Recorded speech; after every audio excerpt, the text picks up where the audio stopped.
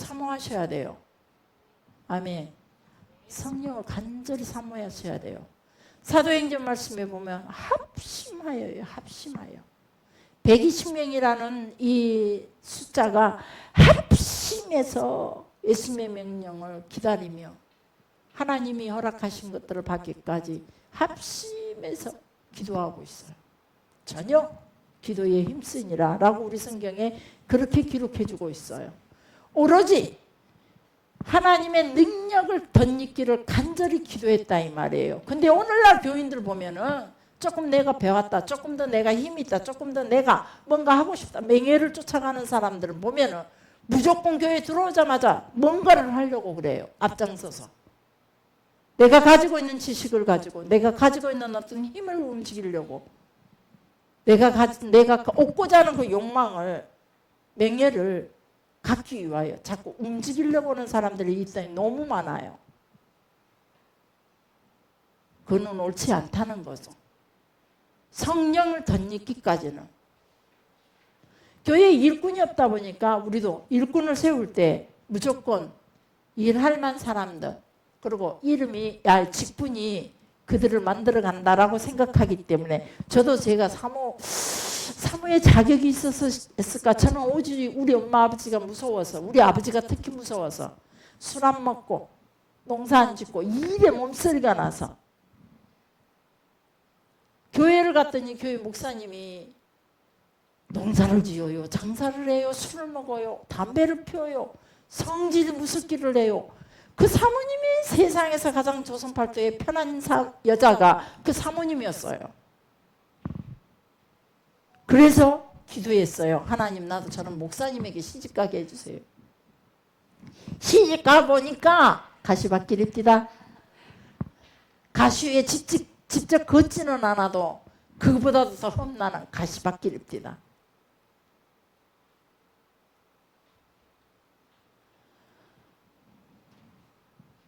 우리가 하나님의 일을 하는 것에 대해서 전혀 생각지도 예측도 안 했던 내게도 성령을 힘입어.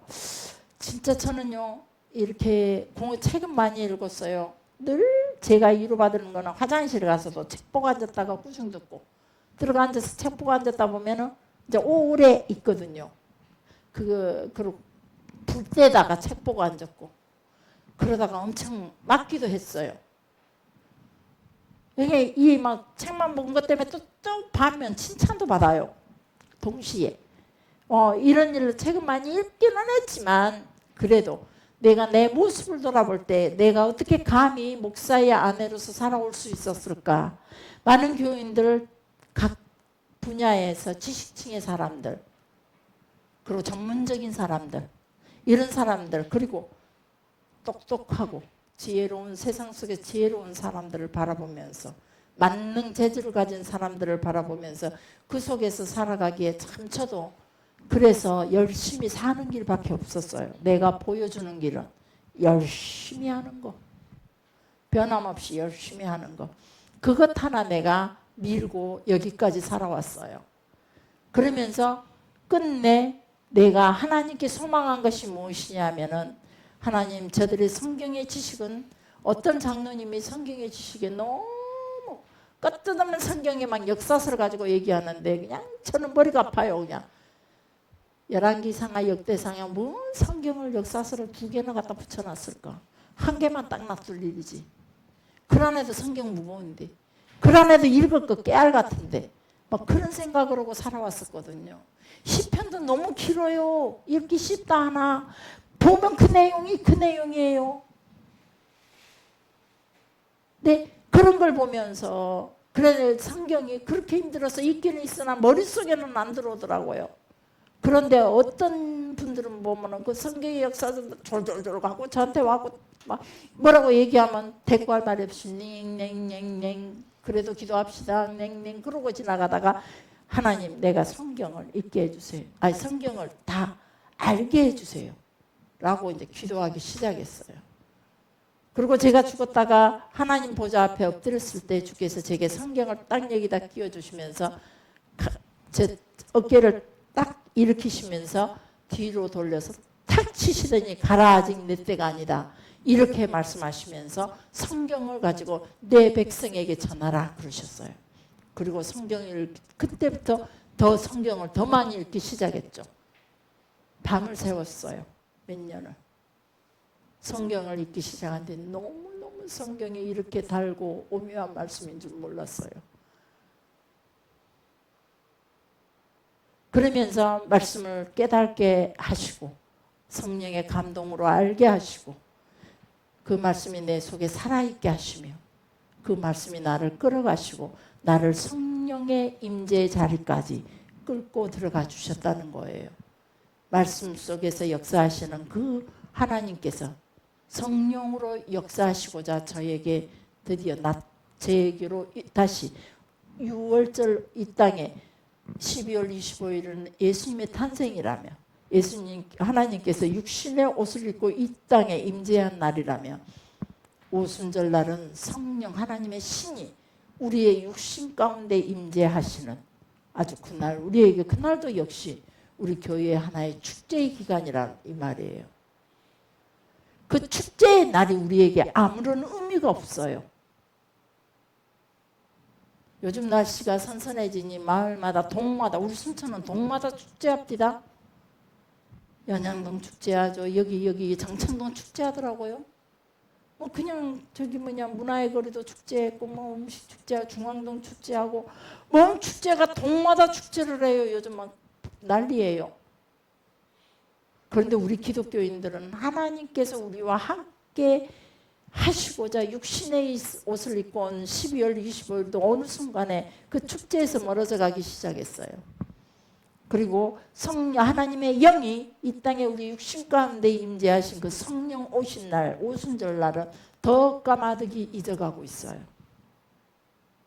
겨우 교회의 예전 속에가 남아서 오순절이라는 이름으로 남아서 겨우 있을 뿐이지. 우리가 하나님 앞에서 살아갈 때 우리가 그 예수님께서도 성령의 역사로 통해 사역의 출발이 됐고 예수님과 직접 밀접한 관계로 함께 먹고 함께 잠자고 함께 거하면서 훈련받았던 제자들도 역시 사역의 출발을 할 때 성령의 역사를 힘입어 출발을 했어요.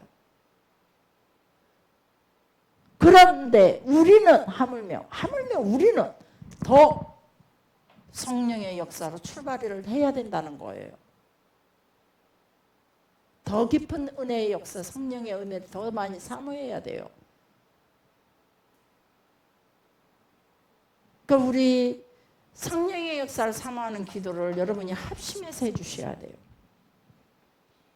성령이 우리 가운데 역사하시기를.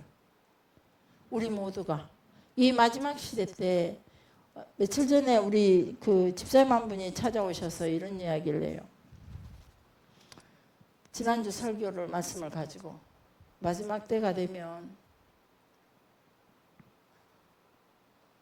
뭐 산속에 굴을 파고 들어가든지 그 고난의 그 7년 대환란 때문에 또 어떤 분도 또 이렇게 얘기를 하더라고요. 화가 났어요. 왜요? 그랬더니 또 다른 분이 그래요. 화가 났어요. 왜요? 그랬더니 기껏 이렇게 매주마다 하나님 앞에 예배드리고자 그렇게 애를 쓰고 힘쓰고 모든 시간을 줄여서 될 수 있는 한 주일날 예배 시간 안 빠지려고 발버둥 치고 그랬는데 마지막 때 너무 무서워 내가 순간 부인하면 그 길로 지옥행 아니냐고. 그게 너무 분하대요. 생각하니까 너무 분하고 화난대요.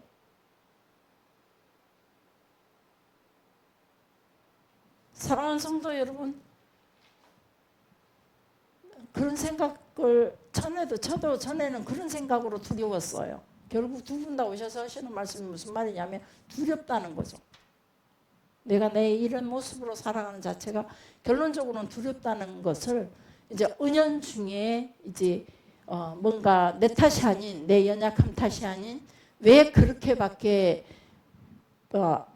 할 수밖에 없냐는 식의 어떤 뭐 어투로 제게는 그렇게 들렸어요.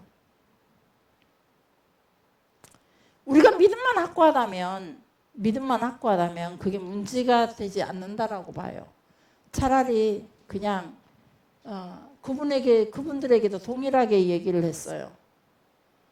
한 3년 반 더 살라고 육신의 생명을 더 가지고 두렵고 떨리는 마음으로 더 살라고 생명을 유지시키려고 순교하지 못하는 길에서 도망가서 어디 숨으려고 하지 말아라. 만약에 핍박이 시작되면 오직 예수 외치다가 앞장서서 외치다가 타닥 총 맞고 죽어버리자. 뒤에서 숨어있다가 살아남은 주머니 고문받아요. 예수 믿을래? 예수를 버릴래? 그리고 내 앞서 죽은 이미용 권사를 죽음을 순교하는 모습을 봐야 되고 최장님이 순교하는 모습을 봐야 되고 그런 걸 바라보면서 두려워하고 무서워 얼마나 떨 거예요.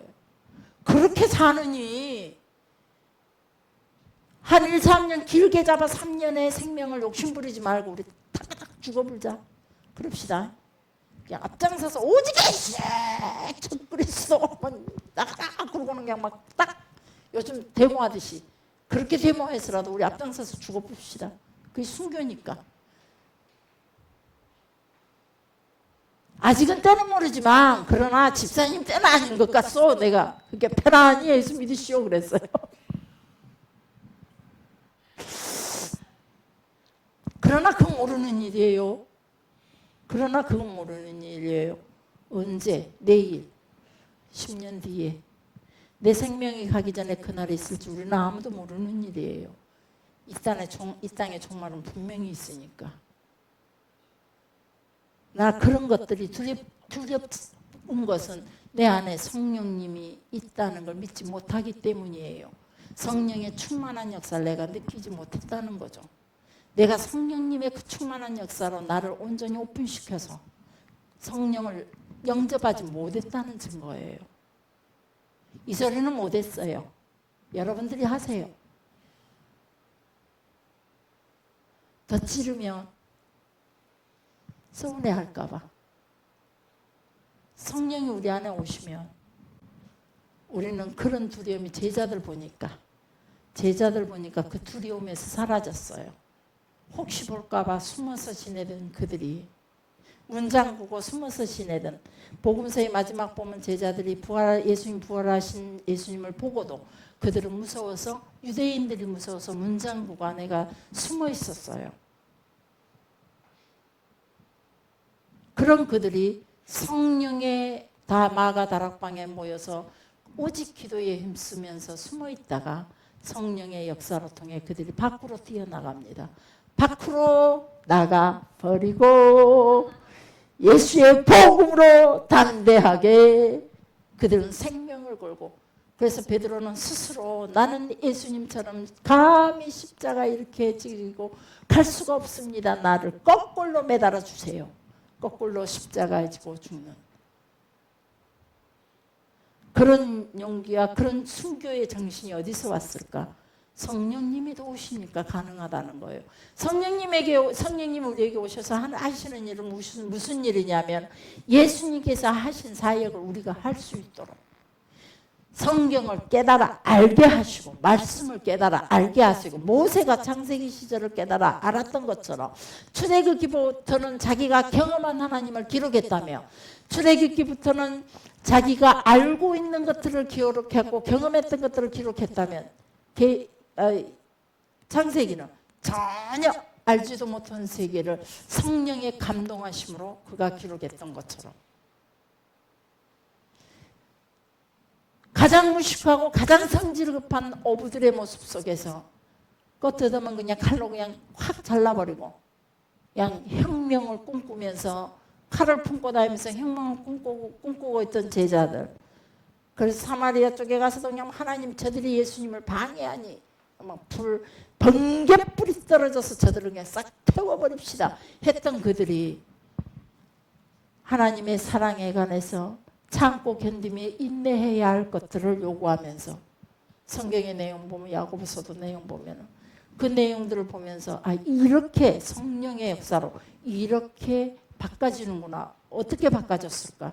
바로 하나님의 온전하신 뜻이 무엇인지 하나님의 사랑이 어떤 것인지 하나님의 생각과 계획이 어떤 것들인지 우리를 향한 하나님의 뜻이 무엇인지 이 모든 것들을 성령으로 통해 감동으로 깨달아 알게 되었고 그 이야기들을 본인들이 그렇게 또 그 하나님의 뜻을 품고 그대로 기록해낸 것들이 바로 서신서라는 겁니다.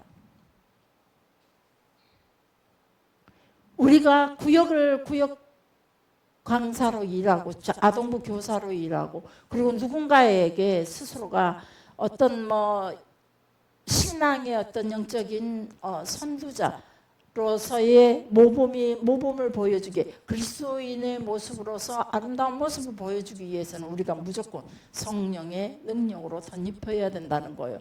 근데 누구는 주고 누구는 안 주느냐 아니에요. 모든 만민에게, 모든 족속에게, 어린아이부터 노인에 이르기까지. 그래서 모두에게 성령을 부어주시되 소망을 잃고 죽을 날만 기다리던 그 노인들에게도 소망이, 내일을 꿈꿀 수 있도록, 소망을 가질 수 있도록 하나님이 하시겠다는 거예요. 그래서 저도 늙어서 은퇴하고 나서 이제 정확하게 제가 하고자 하는 일들이 늘 아련히 그려졌던 것들이 요즘 막 정확하게 그려놓고 있어요. 같은 마음 먹은 사람들, 사모님들 한 5분만 먼저 모으자. 은퇴하면 모으자. 모아서 어떻게 하냐, 한 달에 2번씩 전도, 노방전도 나가자. 우리 은퇴하신 목사님들, 사모님들 보니까 특히 이번에 제가 그 촌에 계신 분을 좀 뵀는데, 그리고 오늘 또 이제 촌에 계신 목사님 한 분 다녀갔는데 제가 너무 화가 났어요. 그분이 왔다 가신 것 때문에. 배를 사오셨는데 배가 어린아이 머리만 해요. 6개인가 들었어요, 한 상자에. 사모님, 제가 사모님을 생각하면서 최고 크고 좋은 걸로 샀다는 거예요. 뭘 살지 몰라 많이 생각을 했습니다. 그래서 그걸 샀다는데 너무 화가 났어요. 그분이 딱 들어오시는데 저는 흑인이 들어오는 줄 알았어요. 머리부터 손까지 막 시커매요. 저기 신경훈 집사님은 옷 색깔만큼이나 검었어요. 나 우리 목사님이 최고 검다라고 생각하거든요. 우리 목사님 어디 가보면 최고 검어서 그게 가장 싫어요. 근데 그 양반을 보니까 우리 목사님 그렇게 희고 깨끗합니다. 싫었어요. 막 화가 났어요. 그분이 바로 노인 등에 빨대 빨아먹고 산다는 소리를 들은 양반이에요. 목사님 어쩌자고 그리 시커매지셨어요. 그래서 제가 3마디가 오늘 또요 라이딩을요 여수까지, 고흥에서 여수까지요, 여수 랑도를 한 바퀴 돌고요, 여수 백야도까지도 한 바퀴 돌고 오고요. 날마다 그러고 사니 온몸이 세상에 그렇게 검게 빛이 날까요? 어깨가 아파서 아무것도 못하는데, 어깨가 아파서 하단 하나 못 가꾼대요. 그러는데 그 라이딩은 해요. 그 사람이 배를 사갖고 너무 화가 나서 나 그냥 무조건 배 사온 분이 계셔서 그랬다가 어떤 분이 오해 살까봐 난가 풀까봐 막 너무 화가 났어요. 그 배를 보는 순간 막 그냥. 그러면서 제가 회개를 했어요. 하나님, 내 판단, 내 기준 갖고 또 판단하고 이렇게 저 혼자 막 성질을 냅니다. 어쩌면 이 사람이 옳습니다. 그렇게 하는 것 때문에 미워서 보조금을 끊어버릴까 내년에 그렇게 생각했던 내 오만함을 주께서 아시고 이 배를 얻어먹고 어떻게 끊겼어?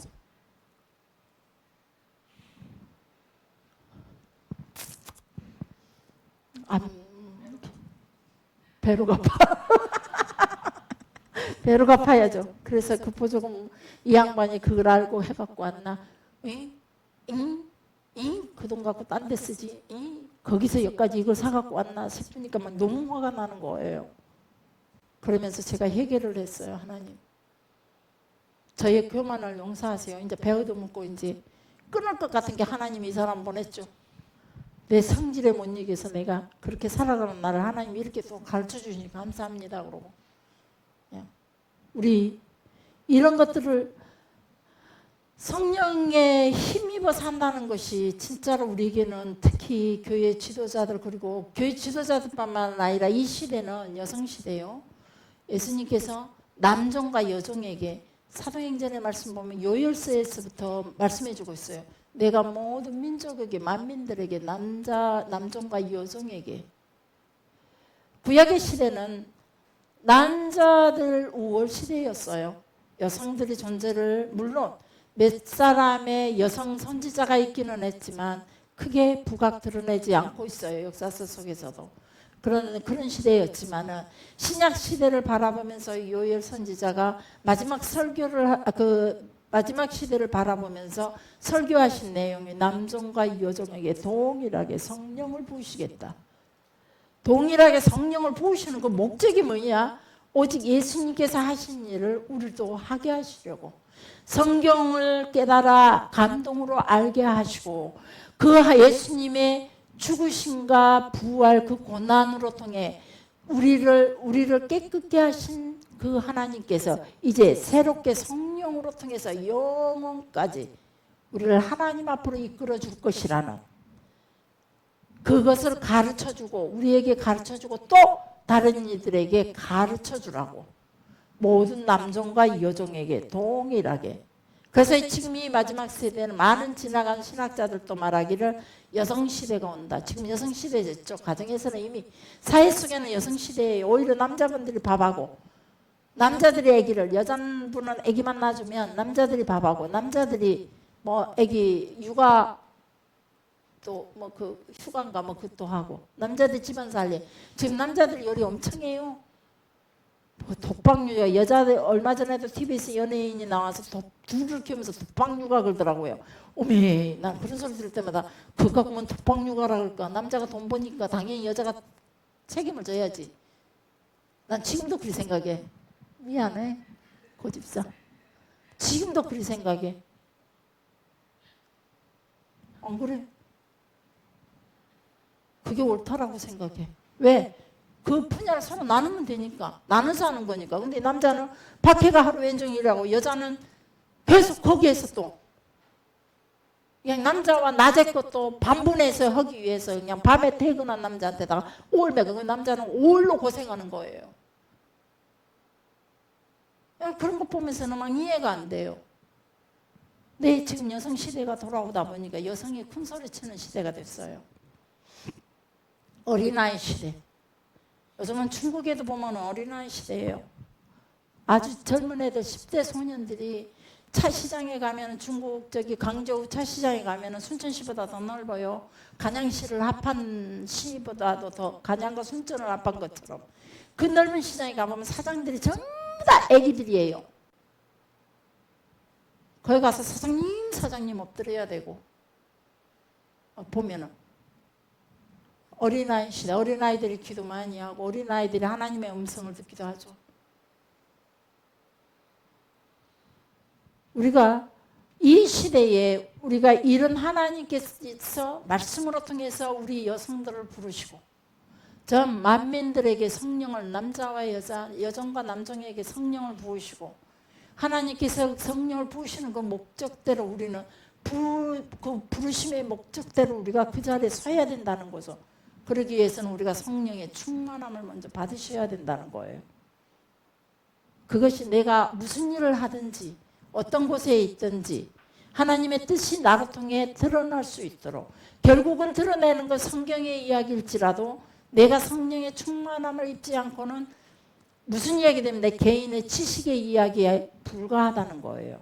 내가 성령의 충만함을 입지 않고는 성령의 덧입은 후에 드러나는 것이 바로 사역이에요. 예수님 시대도 그렇게 했었고 성령의 힘입어 드러낼 때에 그걸 사역의 스타트 지점으로 삼았고 제자들도 역시 사도행전에서 성령의 충만함으로 통해서 사역의 스타트 지점으로 삼고 있다는 거예요.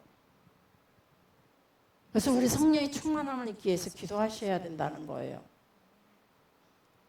분명히 하나님 약속의 말씀을 주셨어요. 나에게도 그러실까? 왜 나에게는 안 주시지? 무언가 내가 하나님과의 이 어떤 눈맞춤이 어딘가 엇나가 있는지도 모르겠어요.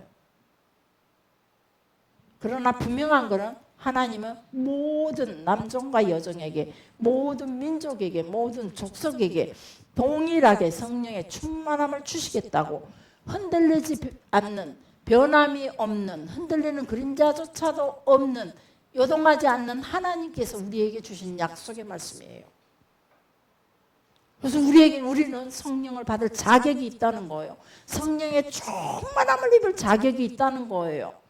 단지 내가 합심해서 기도하지 못했던 것 때문에 간절한 마음으로 그 성령의 충만함 속에 내가 그 성령이 내 안에 오시도록 내가 마음을 활짝 영접하지 못한 것 때문에 우리가 하나님 성령과의 나와의 그 연합의 사역을 우리가 할 수 없다는 거죠.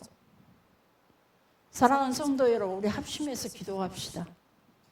우리 교회에 우리의 자녀들에게 우리에게 성령의 충만함이 있기를.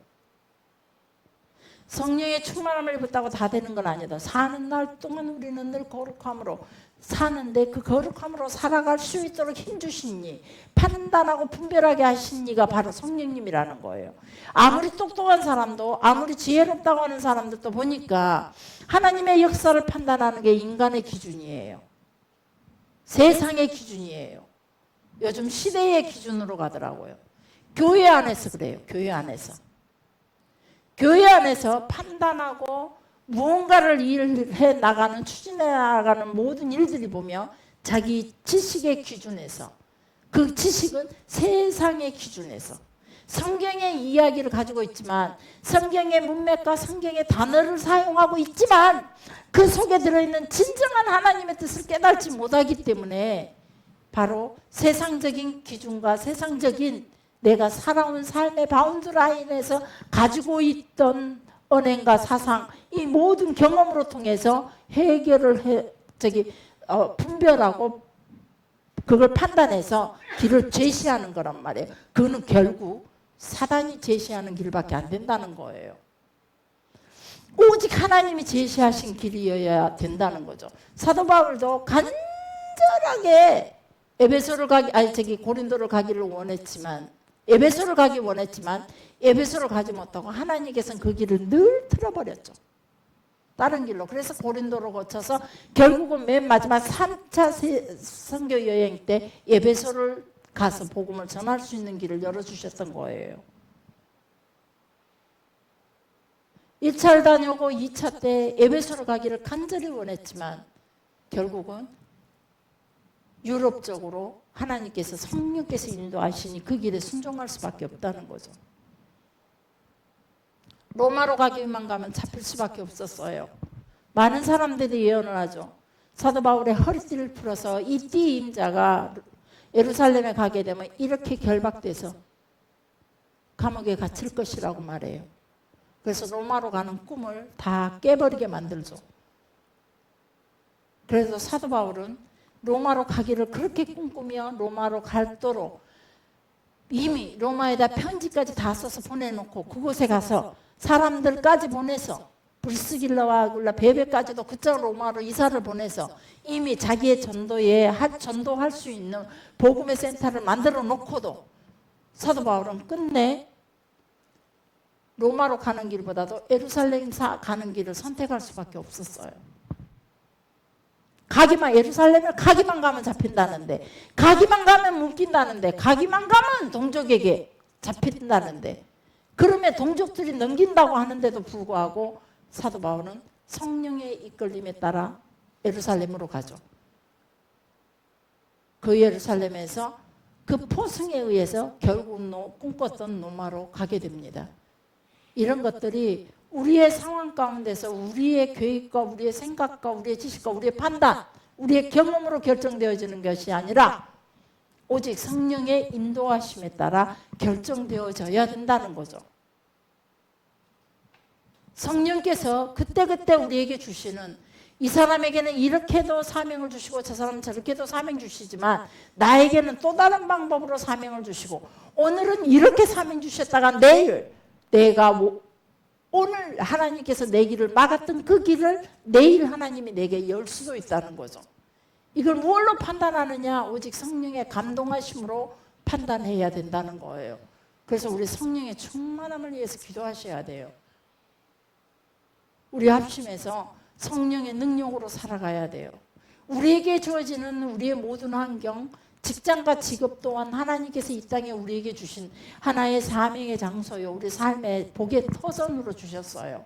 절대 무시할 수 없는, 쉽게 버릴 수 없는 하나의 기업으로 하나님께서 이 땅에 우리에게 주셨다며, 하나님 주신 그 기업을 내가 이끌어서 복되게 하는 것은 바로 내가 성령님과 함께 할 때 그 사이 성령님이 내게 임재하심으로 인해 하나님의 뜻에 이끌려 그 길에 직장에서 사업의 길에서 나의 삶의 그 바운드 라인 안에서 그 성령님의 인도하심을 받아야 그 길이 다 복이 되다는 거예요. 그게 다 열매를 맺을 수 있다는 거예요. 그래서 매일같이 우리가 성령의 충만함을 입어야 된다는 거예요. 복의 통로가 된다는 거. 복의 통로가 아브라함에게 말씀하셨듯이 너는 복의 통로가 될지어다 라고 말씀해 주신 허의 베라카. 허의 베라카가 되는 것이 바로 성령의 통로가 되는 거예요.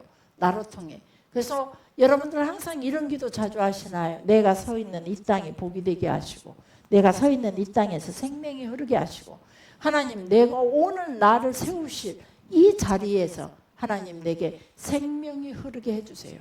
하나님의 생명이. 성령으로 통해서 내가 전하는 이 모든 것이 내 생각이 아니고 내 뜻과 계획이 아닌 성령님의 뜻을 그대로 전달하게 해주세요 라고 기도했다는 거죠. 매일같이 나의 걸음이 그렇게 되기를 기도합니다. 내가 일본을 갔을 때도 내가 어디를 가든지 하나님 거기에서 내가 하나님의 생명이 나로 통해 내가 알든지 모르든지 내가 서 있는 땅이 생명이 흘러서 나도 모르게 저렇게 흘러서 이미용 권사한테 흘러서 나도 모르게 이렇게 고집 쌓이기로 흘러서 이렇게 가게 해주세요. 그저 나에게선 그 흐르게 해달라는 거죠. 우리 눈으로는 보이지 않을지라도 우리가 쉽게 우리가 보이는 시각에서 분별할 수 없다 할지라도 그는 영적인 일이기 때문에 영의 세계이기 때문에 초월적인 세계의 것이기 때문에 하나님께서 우리 눈으로 확인할 수는 없지만 하나님의 영이 함께하는 사람들은 그걸 알 수 있다는 거예요. 지금 생명이구나. 거짓이구나. 사람의 말이구나. 지식에 불과하구나. 분명히 하나님 이야기를 하고 있지만 그것이 사실인지 아닌지 생명이 있는지 없는지 하나님의 이야기한다고 나더러 주여 주여 하는 자마다 다 천국 가는 게 아니라 그랬어요. 그들은 결국은 나를 예면하는 자라 그랬어요. 너희가 내가 감옥에 갇혔을 때도 찾아보지 않았고 너는 나를 예면하지 않았느냐. 내가 배고팠을 때도 너희가 나를 믿지 않았지 않았느냐. 너희가 나를 예면했던 것이다. 성령을 덧입은 자만이 하나님을 볼 수 있다는 거죠. 보지 못했던 그들은 결국은 예수님을 부인합니다. 가장 위급한 순간에 가장 두려운 순간에 예수님을 저주하고 세상적인 탐욕과 욕심 앞에서 무너지며 예수님을 팔아버리게 되고 두려움으로 버려두고 도망가게 되고 그것이 종말의 시대를 맞이하는 우리의 모습이 바로 예수님의 십자가 지기 전에 제자들의 모습이라는 겁니다. 성령이 덧입지 아니했을 때의 모습. 그러나 사도행전으로 들어가면서 성령을 덧입고 나니 그들은 두려움이 없습니다. 그들은 주저함이 없었습니다. 복음을 전하는데 하나님의 뜻을 전하는데 구제하는데 나누는데 기도하는데 그들은 모든 것에 자유를 얻었던 겁니다. 두려움에서 자유입니다. 세상적인 탐욕과 욕심에서의 자유입니다. 우리는 예수 안에서 이 자유를 누릴 수 있어야 돼요. 세상에서는 우리가 남보다 많이 가져야 되고 해보니까 나도 그걸 갖춰야만. 살아보니까 돈으로 합디다 다. 사람들이 전도도 돈으로 하는 것 같고 복음도 돈으로 전하는 것 같고 돈이 아니면 움직일 수가 없더라고요. 그래서 세상은 돈을 쫓게 돼 있다는 거예요. 욕망을 쫓아가게 돼 있고 탐욕을 쫓아가게 돼 있고 쾌락을 쫓아가는 그런 속에서 살 수밖에 없다는 거죠. 그들이 보는 시야, 그들이 보는 시선, 그들이 바라보는 것들이 다 그들의 소망이 되고 비전이 되고 꿈이 되어버려서 그렇게 살 수밖에 없다는 거예요. 근데 우리는 예수 안에서 그곳에서 세상 속에서 자유함이 있어야 됩니다. 남들이 10개 가질지라도 나는 1개 반도 안 되는 조그만 거 작은 거 가졌을지라도 그걸로 하나님의 능력과 함께 더불어 많이 가진 자들보다도 더 큰 일을 할 수 있다는 거죠. 이게 자유입니다. 나는 아무것도 배운 것도 없고 백그라운드 없고 부족하고 어리석고 미련한 성질하고 가진 게 모든 것들이 그렇지만 그래도 예수 안에서 그 어떤 능력 있는 자보다도 그 어떤 이름 있는 자들보다도 더 담대하게 살 수 있는 것은 성령이 함께 하시기 때문이라는 겁니다. 성령을 사모합시다. 성령께 내어드립시다. 그냥 성령님 오시옵소서로 끝나는 게 아니라 성령님이 내 안에 오시도록 내가 열어야 돼요. 여는 방식이 예수님을 영접하는 거잖아요. 성령님을 영접하는 거예요. 근데 체면 때문에 영접 못해요. 의식 때문에 영접 못해요. 내 스타일 때문에 영접을 못해요. 찬양할 때 이스라엘 사람들은 주로 서서 찬양하고 서서 기도해요. 우리는 앉아서 이렇게만 기도해야 진정한 기도고 가장 거룩한 기도로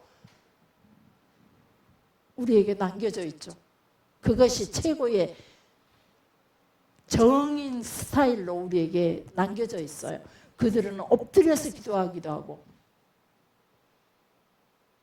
어떤 사모님이 제게 찾아와서 이런 말씀을 하셔요. 사모님 섬으로 우리 교회가 섬인데요. 너무 무서워요. 장로님이 너무 무섭대요. 장로님이 너무 무섭대요. 왜 장로님이 무서워요? 새벽 기도도 오면 기도하다가 좋게 기도하다가 쫙 엎드려갖고 펑펑 운대요. 귀신 들린 것 같대요. 근데 그분이 하나님 앞에 그래서 제 사모님에게 그랬어요. 사모님이 귀신 들리려고 그래. 기도가 어떤 형태든지 간에 엎드려서 그렇게 기도하는 거 유대인식의 기도가 그런 기도예요. 완전하게 쭉 뻗어 엎드려 버리는 거죠. 나라는 존재를 낮추고 또 낮추는 거. 그 장로님이 어떤 분인지 난 뵙고 싶다 그랬어요. 그렇게 기도하는 분. 저는 막 어떤 목사님들이 자기 그 복음에 대한 정확한 어떤 의지를 가지고 핍박이라든가 그 모든 것에서 다 초월하고 그냥 막 전하는 그런 분들 보면 만나고 싶어요. 막 그분 좀 나 좀 만나게 해줘라 그래요. 누군가가 그런 얘기를 하면 그분 좀 나 좀 만나게 해줘라 그래요. 저는.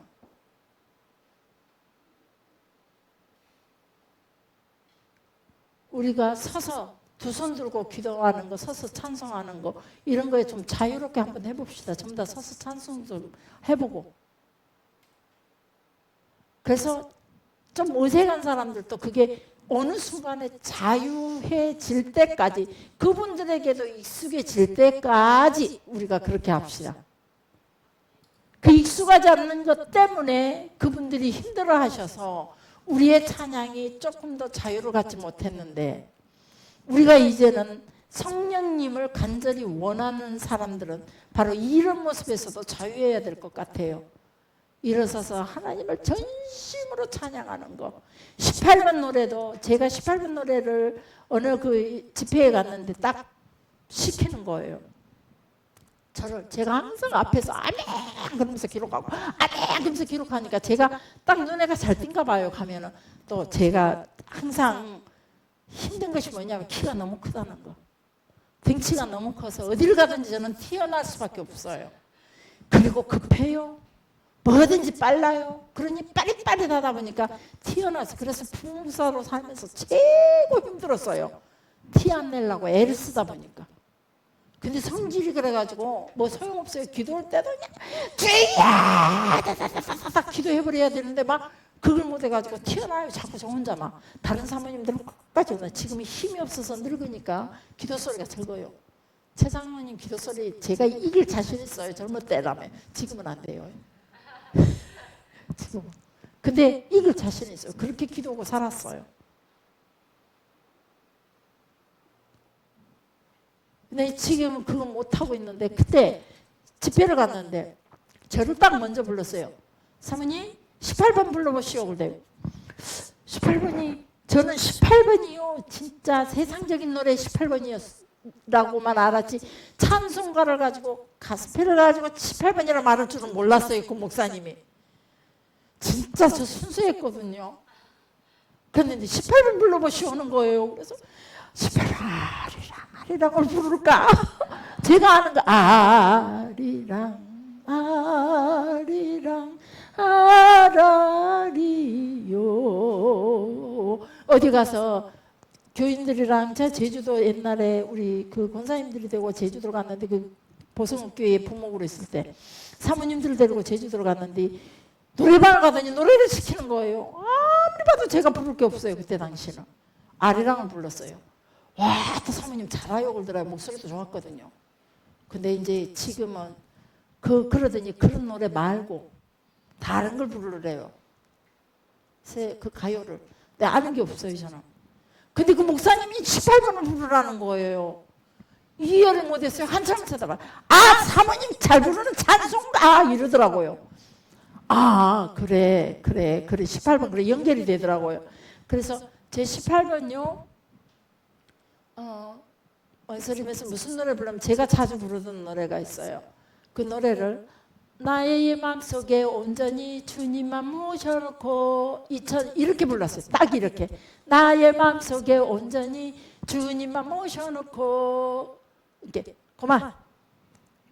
그 옆에 사모님 18번 불러보시오. 그 사모님이 다 이렇게 부르고 나의 하나님 나의 하나님 나와 함께 하신 하나님 하는데요. 숙연해지는 거예요. 그러더니 강사 목사님이 보라고 저렇게 기름 부음이 강하고 전심을 다해 찬송하는 거 18번이라고 완전히 저를 매도해버린 거죠. 얼마나 그게 저는 진짜 훈련 받을 때 목사님들한테 그것도 하나의 훈련이죠.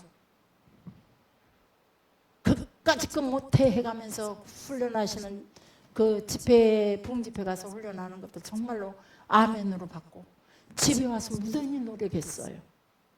우리 교인들한테 그래봐요. 삐져갖고 다음 주에 안 보여요. 그리고 이제 무성한 소문만 돌아요. 사모님 때문에 교회 안 나온대요. 사모님이 가서 빌어야 될 것 같아요. 막 그런 게 영향력이 전혀 달라요. 우리 오늘 있을 찬양을 어떻게 여러분들이 소화하나 봅시다.